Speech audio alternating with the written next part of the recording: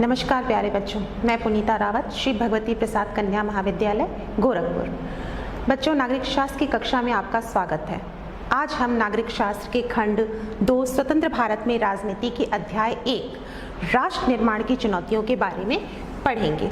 बच्चों, इस अध्याय में हम ये जानेंगे कि किस प्रकार सांप्रदायिक विभाजन की विभीषिका और राष्ट्र निर्माण की गंभीर चुनौतियों के बीच भी हमारे देश के नेताओं ने अपने उच्च आदर्शों को बनाए रखा और लोकतांत्रिक मूल्यों की प्रतिस्थापना की। बच्चों, 15 अगस्त का जब नाम आता है तो हमारे जहन में जनरली आता है कि लाल किले का झंडारोहण, स्कूलों के सांस्कृतिक कार्यक्रम, देशभक्ति का जोश, स्कूलों से मिलने वाले बुलेट। पर स्वतंत्रता की इस सुखद अनुभूति के पीछे संघर्षों की एक लंबी गाथा है। 14 और 15 अगस्त की मध्य रात्रि को भारतीय स्वतंत्रता अधिनियम पारित हुआ और एक राज्य 2 राष्ट्रों में बट गया, भारत और पाकिस्तान। सत्ता हस्तांतरण के समयानंतर की वजह से पाकिस्तान 14 अगस्त को और भारत 15 अगस्त को अपना स्वतंत्रता दिवस मनाते हैं। बच्चों, ये जो चित्र आप देख रहे हैं ना, ये 200 वर्षों की गुलामी के बाद मिलने वाली आज़ादी और एक राज्य के 2 राष्ट्रों में बंट जाने की विडंबना है। बच्चों, 1947 में जिन हालातों में हिंदुस्तान पैदा हुआ, तब तक के ज्ञात इतिहास में कोई भी मुल्क उन परिस्थितियों में आज़ाद नहीं हुआ था। अभूतपूर्व हिंसा और विस्थापन का काल, जिसमें राष्ट्र निर्माण के बहुविध लक्ष्यों को लेकर एक यात्रा पूरी करनी थी। बहरहाल इस बात पर सहमति थी कि शासन व्यवस्था लोकतांत्रिक होगी और सबकी भलाई के लिए कार्य किया जाएगा। 14 और 15 अगस्त की मध्य रात्रि को पंडित जवाहरलाल नेहरू ने संविधान सभा को संबोधित किया। उनके इस संबोधन को ट्रिथ विद डेस्टिनी या नववधु से चिर प्रतीक्षित भेंट के नाम से जाना जाता है, जिसमें उन्होंने कहा कि नसीब के इस क्षण की प्रतीक्षा हम वर्षों से कर रहे थे और अब वक्त आ गया है कि हम भारतीयों के वास्तव में इंसानियत की भलाई के लिए कार्य करें। आज भारत की आत्मा को एक आवाज़ मिलेगी। बच्चों, राष्ट्र निर्माण के बारे में जानने से पहले हम राष्ट्र की अवधारणा के बारे में जानेंगे, क्योंकि ज़्यादातर क्या होता है कि राष्ट्र और राज्य को साधारण बोलचाल में लोग एक ही अर्थ में लेने लगते हैं, लेकिन नागरिक शास्त्र में ये 2 अवधारणाएं हैं। राज्य एक अमूर्त संस्था है जिसके 4 तत्व होते हैं। पहला, भूभाग। प्रत्येक राज्य की सीमाएं होती हैं, कम या ज़्यादा जनसंख्या होती है, लोकतांत्रिक या तानाशाही सरकार होती है। संप्रभुता, राज्य का आत्मतत्व, यानी कि बगैर किसी की अधीनता के स्वयं पर पूर्ण अधिकार होना, प्रभुत्व होना।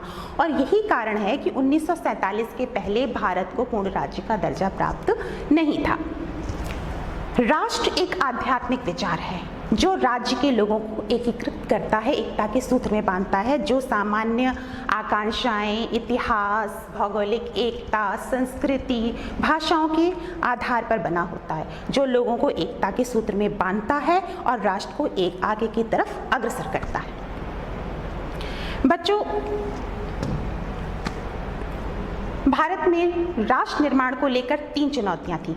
चूंकि भारत सांप्रदायिक आधार पर विभाजन हुआ था, इसलिए एकीकरण की चुनौती सबसे प्रमुख थी। ये 2 स्तरों पर थी। पहली, भौगोलिक।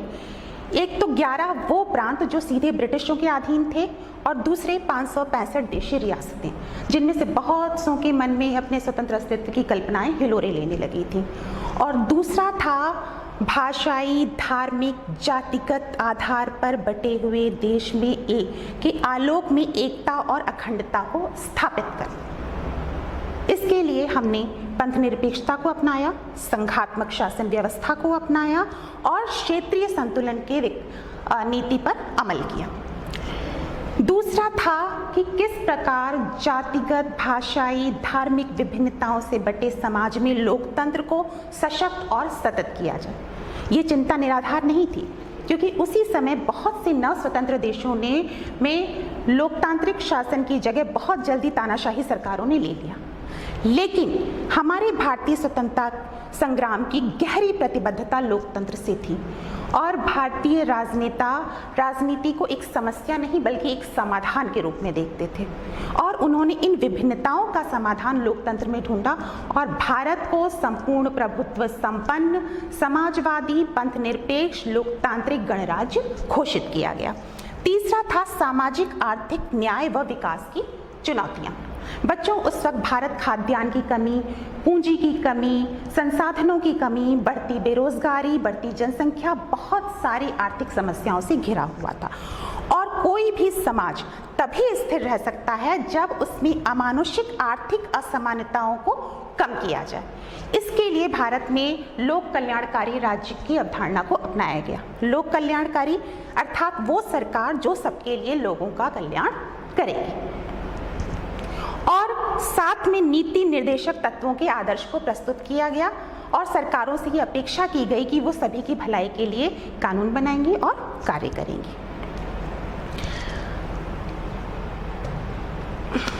14 अगस्त 1947 को महात्मा गांधी ने कहा था, कल हम अंग्रेजी राज की गुलामी से आज़ाद हो जाएंगे, लेकिन आधी रात को भारत का बंटवारा भी हो जाएगा।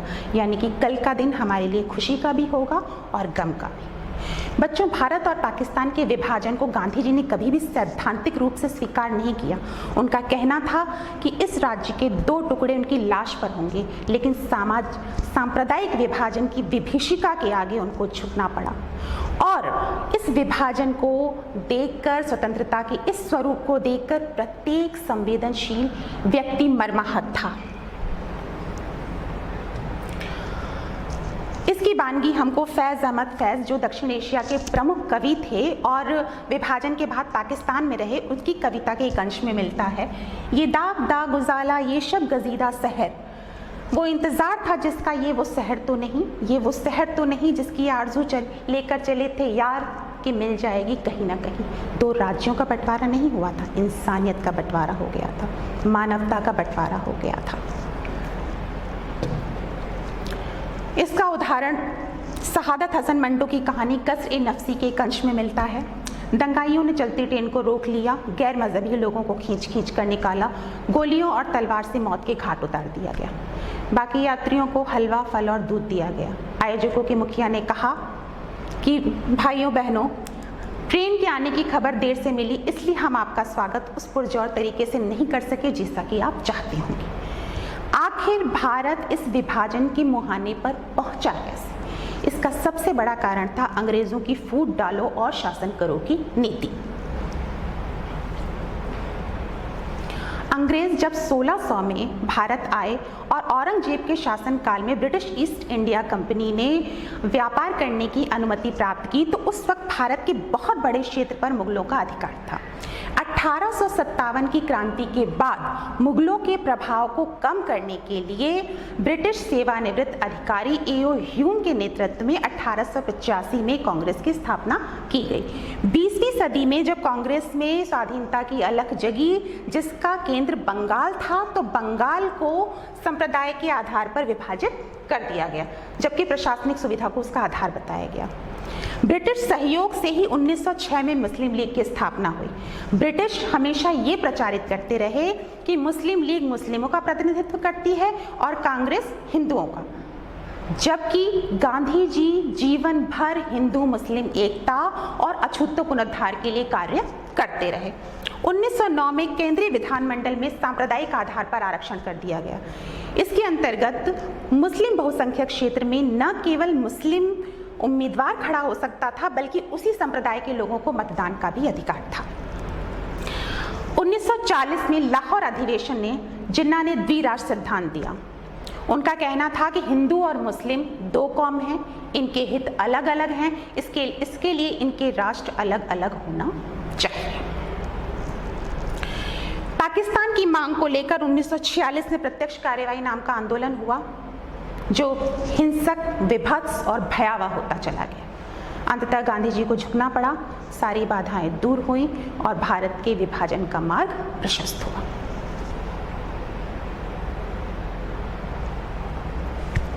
किसी भी देश को सांप्रदायिकता के आधार पर विभाजित करना इतना आसान नहीं होता। ये तय हुआ कि ब्रिटिश इंडिया में जो क्षेत्र मुस्लिम बहुसंख्यक हैं वो पाकिस्तान का भाग होंगे और शेष भारत का, लेकिन कोई भी क्षेत्र पूरी तरह से मुस्लिम बहुसंख्यक नहीं था और ऐसे दो क्षेत्र आपस में सटे हुए भी नहीं थे।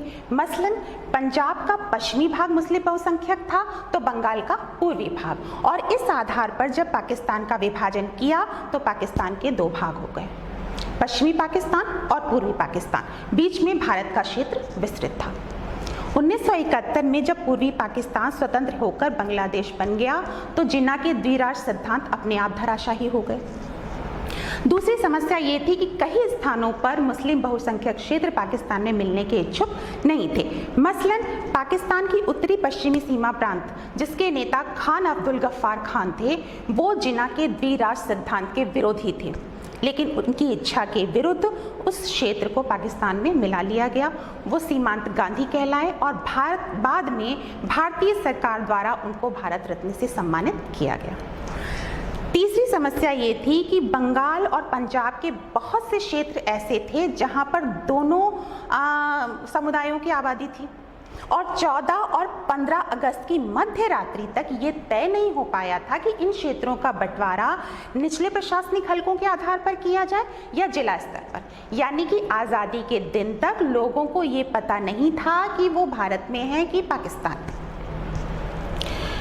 चौथी समस्या थी अल्पसंख्यकों की। जिस जमीन पर उनके पुरखे आबाद हुए, उन्हें अपनी विरासत खड़ी की, अचानक से वो अपनी ही जमीन पर विदेशी हो गए।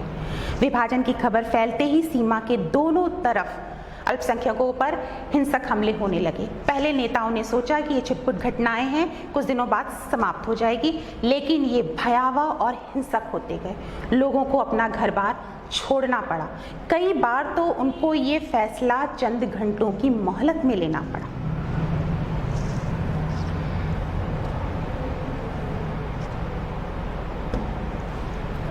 परिणाम था विस्थापन। मानव इतिहास के सबसे बड़े स्थानांतरणों में से एक स्थानांतरण।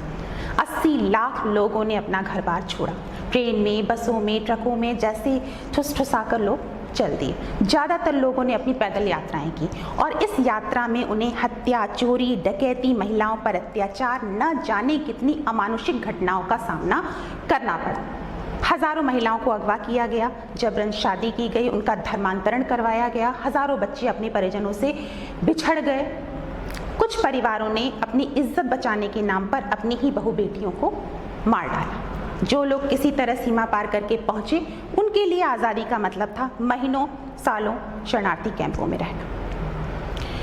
सांप्रदायिकता के इस दर्द को बहुत सारे फिल्मकारों, कथाकारों ने अपनी रचनाओं में उकेरा है, जिसमें 1956 में खुशवंत सिंह की ट्रेन टू पाकिस्तान, 1973 में MS सत्थू की गरम हवा और 1987 में गोविंद निहलानी की तमस प्रमुख है। भारतीय सरकार ने बहुत सारे शरणार्थी कैंपों की व्यवस्था की थी। दिल्ली का लाल किला सबसे बड़ा शरणार्थी कैंप था। जहां तक हो सका शरणार्थियों को रोजगार की व्यवस्था करवाई गई। जो लोग पाकिस्तान में अपनी संपत्ति छोड़कर आए थे, उनको पाकिस्तान की सरकार के द्वारा उस संपत्ति को सत्यापित करवाने के बाद उसी अनुरूप उनको भारत में संपत्ति वितरित की गई। साथ ही नागरिकता अधिनियम अनुच्छेद 511 26 नवंबर 1949 को, जिस दिन हमारा संविधान पारित हुआ था, लागू कर दिया गया। शेष संविधान 26 जनवरी के दिन को याद करने के लिए 26 जनवरी 1950 को लागू किया गया। सांप्रदायिक दंगे, हिंसक, भयावह, विभत्स, अमानुषिक। इस हिंसा में 5 से 10 लाख लोग काल के गाल में समा गए। संपत्तियों का विभाजन हुआ। टाइपराइटर, कुर्सी, मेज, रेलवे कर्मचारियों का विभाजन हुआ। चौथी समस्या थी अल्पसंख्यकों की। उस वक्त 12% मुस्लिम अल्पसंख्यक भारत में थे। इसके अलावा ईसाई, बौद्ध, जैनी सभी धर्मांतरों के लोग भारत में निवास करते थे। 15 अक्टूबर 1947 को पंडित जवाहरलाल नेहरू ने मुख्यमंत्रियों को एक पत्र लिखा, जिसमें उन्होंने लिखा कि भारत में मुस्लिम अल्पसंख्यकों की संख्या इतनी ज़्यादा है कि अगर वो चाहें तो भी छोड़कर नहीं जा सकते और इस बुनियादी सत्य पर कोई भी उंगली नहीं उठा सकता। पाकिस्तान चाहे जितना भी उकसावे का कार्य करे, वहाँ के हिंदुओं को चाहे जितना भी अपमान का घूंट पीना पड़े, पर हमें अपने मुस्लिम भाइयों को पूरी शालीनता और सभ्यता के साथ अपनाना पड़ेगा।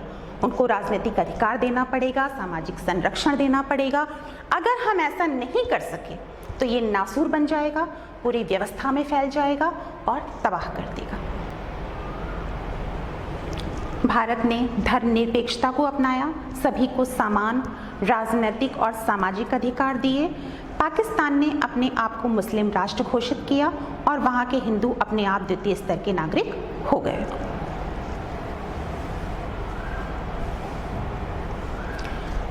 अगला पड़ाव था देशी रियासतों की विलय।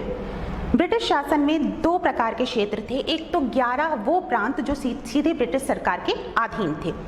दूसरा 565 देशी रियासतें जो आंतरिक रूप से तो स्वतंत्र थी लेकिन बाह्य मामलों में ब्रिटिश सरकार के अधीन थी। इनके पास 3 विकल्प थे, या तो ये भारत में मिले, या पाकिस्तान के साथ जाएं, या फिर अपना स्वतंत्र अस्तित्व कायम करें। पर ये निर्णय लेने का अधिकार उन रियासतों की जनता को नहीं बल्कि राजाओं को था। ये एक गंभीर समस्या थी और जल्दी ही इस समस्या ने सर उठाना शुरू कर दिया। इस आशय से पहले त्रावणकोर के महाराजा और बाद में हैदराबाद के निजाम ने उद्घोषणा कर दी। इन राजाओं ने अपना शासन बहुत अलोकतांत्रिक तरीके से चलाया था और ये जनता को कोई भी लोकतांत्रिक अधिकार देने के पक्ष में नहीं थे। अब भारत के लोकतांत्रिक शासन और अखंड भारत का भविष्य अंधकार में दिख रहा था। ऐसे समय में सरदार वल्लभ भाई पटेल ने ऐतिहासिक सूझबूझ का परिचय दिया। 1928 के बरदौली सत्याग्रह से वल्लभ भाई पटेल को सरदार की उपाधि दी गई थी।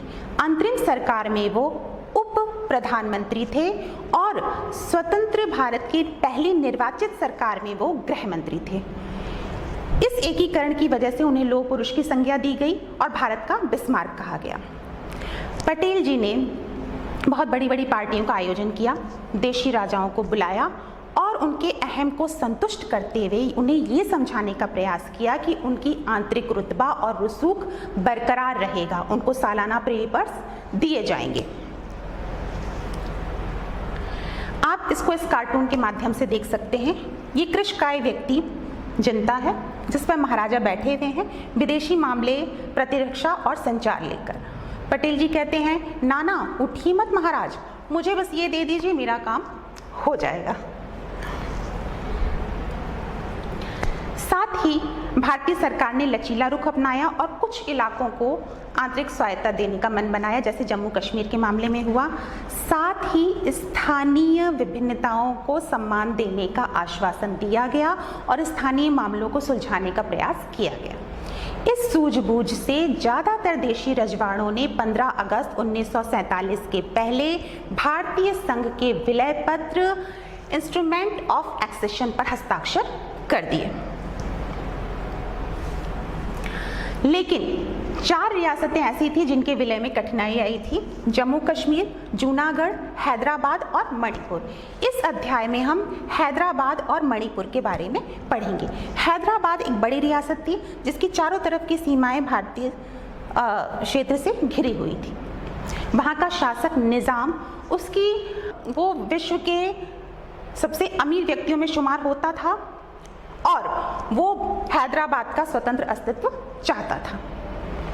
यथास्थिति बहाल रखने के लिए निजाम ने भारतीय सरकार के साथ एक सहमति पत्र पर हस्ताक्षर किया। इस बीच निजाम और भारतीय सरकार के बीच आपस में बातचीत चलती रही। तभी हैदराबाद की जनता ने निजाम के विरुद्ध आंदोलन कर दिया, क्योंकि तेलंगाना के किसान निजाम की दमनकारी नीति से बहुत ज़्यादा दुखी थे।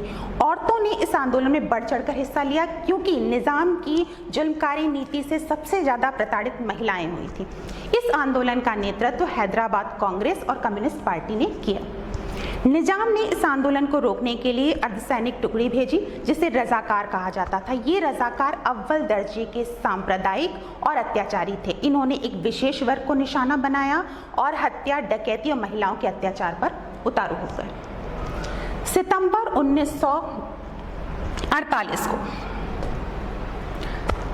1948 को भारतीय सरकार ने सैन्य टुकड़ी भेजी, निजाम ने आत्मसमर्पण किया और हैदराबाद का विलय भारत में हो गया। दूसरा था मणिपुर। मणिपुर के राजा बोधचंद्र सिंह आंतरिक स्वायत्तता चाहते थे और इस आशय से उन्होंने भारतीय सरकार के साथ सहमति पत्र पर हस्ताक्षर किया। जून 1948 में मणिपुर में विधानसभा चुनाव करवाए गए और मणिपुर पहला संवैधानिक राजतंत्र घोषित हुआ। मणिपुर पहला भारत का ऐसा क्षेत्र था जहां पर सार्वभौम मताधिकार के आधार पर मतदान कराया गया था, लेकिन मणिपुर की विधानसभा में भारत के साथ विलय को लेकर सहमति नहीं थी। मणिपुर कांग्रेस ये चाहती थी कि भारत के साथ विलय हो, लेकिन विपक्षी पार्टियां उसके साथ असहमत थी। भारतीय सरकार ने विधान परिषद के सदस्यों से परामर्श किए बगैर राजा बोधचंद्र सिंह पर दबाव डाला कि वो विलय पत्र पर हस्ताक्षर कर दें। भारतीय सरकार को इसमें सफलता मिली, लेकिन मणिपुर की जनता भारतीय सरकार के इस कदम से रोष में थी, जिसका असर आज भी देखा जा सकता है। भारतीय राष्ट्र निर्माण का एक पड़ाव अभी बाकी था, वो था राज्यों का पुनर्गठन।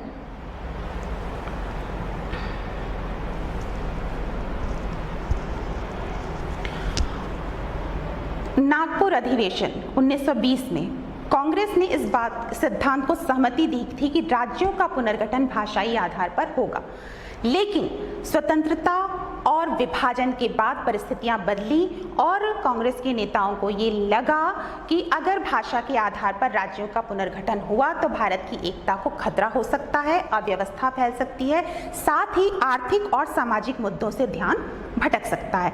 इसलिए नेताओं ने इस मसले को अभी स्थगित रखने का फैसला किया, लेकिन केंद्रीय नेतृत्व के इस फैसले का स्थानीय नेताओं और लोगों ने विरोध किया। तत्कालीन मद्रास, जिसमें आज के आंध्र प्रदेश और तमिलनाडु भी आते थे, उसके तेलुगु भाषी लोगों ने तेलुगु भाषा के आधार पर अलग आंध्र प्रदेश बनाने की मांग को लेकर आंदोलन शुरू कर दिया। प्रसिद्ध गांधीवादी कांग्रेसी नेता पट्टी श्री रामालू ने भूख हड़ताल शुरू की। 56 दिन की भूख हड़ताल के बाद उनकी मृत्यु हो गई। इससे अव्यवस्था फैल गई और मद्रास के बहुत सारे विधायकों ने त्यागपत्र दे दिया। अंततः सरकार ने 1952 में आंध्र प्रदेश को अलग राज्य बनाने पर सहमति दे दी। आंध्र प्रदेश के अलग राज्य बनते ही भारत के बहुत से क्षेत्रों में भाषा के आधार पर अलग राज्य के लिए संघर्ष शुरू हो गया। तब भारतीय सरकार ने 1953 में राज्य पुनर्गठन आयोग गठित किया, जिसने 1956 में अपनी रिपोर्ट प्रकाशित की और तब भारत का 1961 में ये स्वरूप सामने आया, जिसमें 14 राज्य और 6 केंद्र शासित प्रदेश थे। हालांकि उसके बाद भी कई बार भाषा के आधार पर राज्यों का पुनर्गठन हुआ, जैसे 1963 में नागालैंड, 1966 में पंजाब से अलग करके हिमाचल प्रदेश और हरियाणा बना, साथ ही 1972 में असम से अलग होकर मेघालय बनाया गया, 1987 में मिजोरम और अरुणाचल प्रदेश बना, 2000 में छत्तीसगढ़, उत्तराखंड और झारखंड का निर्माण हुआ। इस भाषाई पुनर्गठन से भारत के राज्यों को सीमांकन को एक समरूप आधार मिला और क्षेत्रीय विभिन्नता के सिद्धांत को सहमति मिली। बच्चों, भारत एक ऐसा पुष्पगुच्छ है जिसके हर पुष्प की अलग अलग विशेषताएं हैं। जैसे उत्तर में अट्टहास करता हिमालय, दक्षिण में कन्याकुमारी को छूती तीनों सागरों की धाराएं, पश्चिम में गर्म और रंगीला राजस्थान, पूर्व में मेघों का आश्रय स्थल मेघालय और असम को रोज भिगोता मौनिसराम, उत्साही पंजाब, अतरंगी गोवा और इन सब विभिन्नताओं के साथ एक भारत। बच्चों, इस पाठ के बीच में एक प्रसंग आया है महात्मा गांधी की शहादत का, जिसके वर्णन किए बगैर ये पाठ अधूरा रह जाएगा।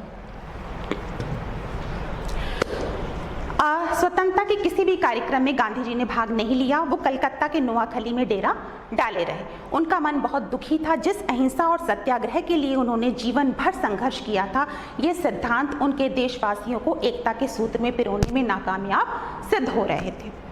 उन्होंने उपवास किया। इस उपवास का जादुई असर हुआ और सांप्रदायिक हिंसा में कलकत्ता में कमी आई। जनवरी में वो दिल्ली आ गए। उनका मन आशंकित था कि भारतीय सरकार पाकिस्तान के प्रति वित्तीय वचनबद्धताओं को पूरा नहीं कर रही है। वो चाहते थे कि हिंदू और मुस्लिमों को बराबर का अधिकार मिले, वो भाईचारे के साथ रहे। जनवरी में महात्मा गांधी ने फिर से उपवास शुरू किया, लेकिन उनका ये उपवास आखिरी साबित हुआ। इस उपवास का जादुई असर हुआ, सांप्रदायिक हिंसा में दिल्ली में भी कमी आई, भारतीय सरकार ने पाकिस्तान के वित्तीय देय को पूरा किया।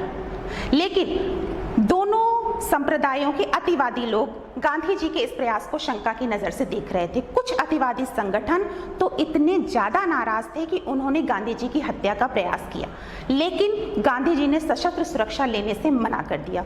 30 जनवरी 1948 को संध्याकालीन भजन में जाते समय नाथूराम गोडसे उनके पास आया, उनको प्रणाम किया और 3 गोलियां उनके सीने में उतार दी।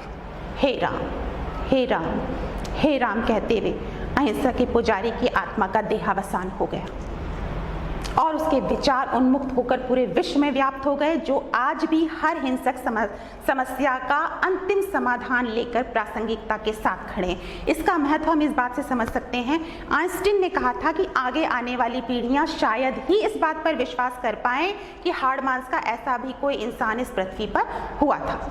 बच्चों, आइए हम प्रण करें कि अपने इन नेताओं के उच्च आदर्शों को संजोए रखेंगे, अपनी विभिन्नताओं का सम्मान करेंगे, अपनी अखंडता की रक्षा करेंगे और अपनी रचनात्मकता के साथ अपने देश के विकास में सहयोग देंगे। बच्चों, अब हम आते हैं प्रश्नावली पर। इसमें 2 प्रश्न बहुविकल्पी हैं, तीसरा जो है वो आपको मानचित्र बनाना है, चौथा वर्णनात्मक है जिसमें विस्मय और इंद्रप्रीत की राय दी हुई है। तो इन रायों के आधार पर आप हैदराबाद और मणिपुर के विलय के बारे में लिखेंगे। साथ ही ये भी उल्लेख करेंगे कि हैदराबाद में जो भारतीय सेना को भेजा गया था वो रजाकारों के अत्याचार से बचाने के लिए भेजा गया था। 5वें क्वेश्चन में मोहनदास करमचंद गांधी यानी कि महात्मा गांधी और पंडित जवाहरलाल नेहरू का उद्धरण दिया हुआ है। गांधी जी कहते हैं कि आज आपने अपने सर पर कांटों का ताज पहना है, सत्ता का आसन एक बुरी चीज है, इस आसन पर अपने आप को बड़ा सचेत रखना होगा। तो गांधी जी इसमें लोकतांत्रिक चुनौतियों की बात कर रहे हैं, तो लोकतांत्रिक चुनौती के बारे में आप लिखेंगे। पंडित जवाहरलाल नेहरू कहते हैं कि भारत आज़ादी की जिंदगी के लिए जागेगा, हम पुराने से नए की ओर कदम बढ़ाएंगे, आज दुर्भाग्य के एक दौर का खात्मा होगा और हिंदुस्तान अपने को फिर से पालेगा। इसमें पंडित जवाहरलाल नेहरू आर्थिक और सामाजिक विकास की बात करते हैं। तो इन दोनों उद्धरणों में आप लोकतांत्रिक चुनौतियों को और सामाजिक और आर्थिक विकास की चुनौतियों के बारे में लिखेंगे।